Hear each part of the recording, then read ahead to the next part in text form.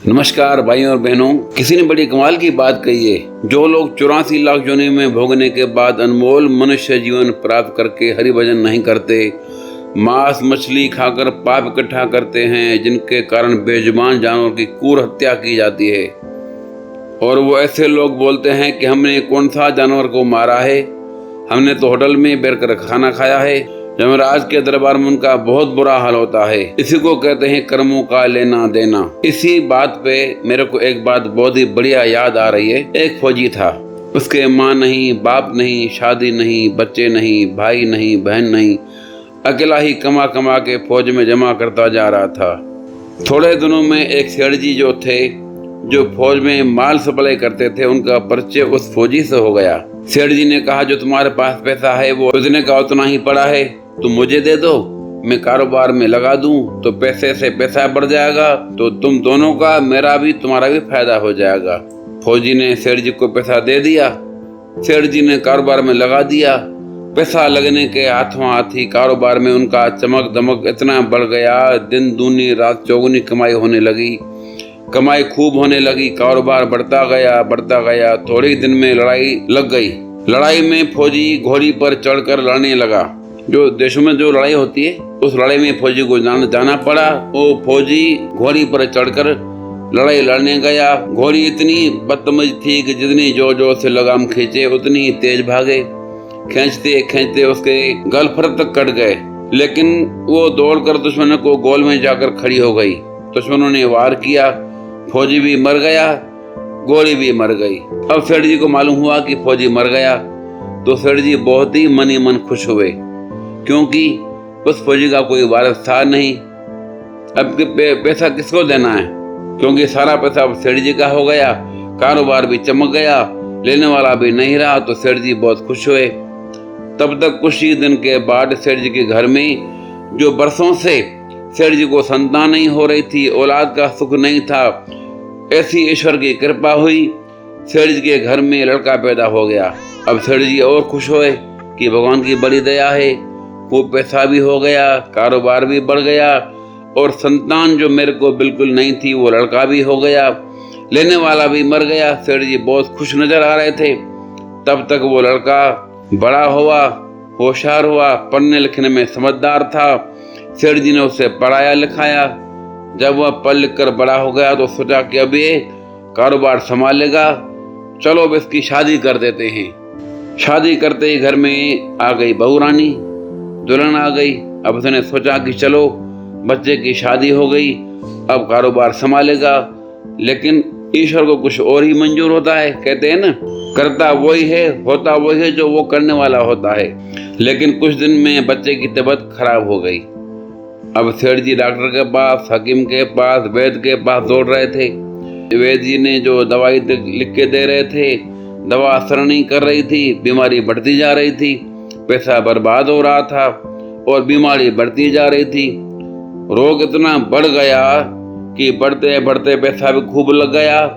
अब अंत में डॉक्टर ने कह दिया कि लाइलाज मर्द हो गया है, इसका कोई इलाज ही नहीं, इसको अब असाध्य रोग हो गया है, ये बच्चा 2 दिन में मर जाएगा। डॉक्टरों के जवाब देने पर सेठ जी निराश होकर बच्चे को लेकर रोते हुए अपने घर आ गए। रास्ते में एक आदमी मिला। कहा, अरे सेठ जी क्या हुआ, बहुत आज परेशान दिख रहे हो। तो सेठ जी ने रोके उस आदमी को सारी बात कह सुनाई कि ये मेरा जवान बच्चा है, हमने सोचा बुढ़ापे में मदद करेगा, अब ये बीमार हो गया, शादी होती हमने इसके लिए खूब पैसा लगा दिया, जिसने जितना पैसा मांगा उतना दे दिया, लेकिन आज डॉक्टरों ने मना कर दिया कि अब ये नहीं बचेगा, असाध्य रोग हो गया है, इसको लाइलाज बीमारी हो गई, अब ले जाओ घर में, 2 दिन में मर जाएगा। आदमी ने कहा, अरे सेठ जी तुम क्यों दिल छोटा कर रहे हो, मेरे पड़ोस में वैद्य जी है ना, वो दवा देते हैं, 2 आने की पुड़िया खाकर मुर्दा भी उठकर खड़ा हो जाता है, तुम जल्दी से सेठ जी वैद्य जी से दवा लेके आओ। सेठ जी दौड़ कर गए, 2 आने की पुड़िया ले आए और पैसा दे दिया। पुड़िया ले आए, बच्चे को खिलाई, बच्चा पुड़िया खाते ही मर गया। जब बच्चा मर गया, अब सेठ जी रो रहे थे, सेठानी भी रो रही थी, घर में बहू रानी, पूरा गांव भी रो रहा था। सेठ जी की बहू रानी जवानी में विधवा हो गई, सब लोग रो रहे थे। इतने में एक महात्मा जी आ गए। उन्होंने कहा, भाई क्यों रोना धोना है, क्या बात है? बोले, इस सेठ जी का जवान लड़का था, वो भी मर गया, इसलिए सब लोग रो रहे हैं, सब दुखी हो रहे हैं। महात्मा जी बोले, सेठ जी रोना क्यों?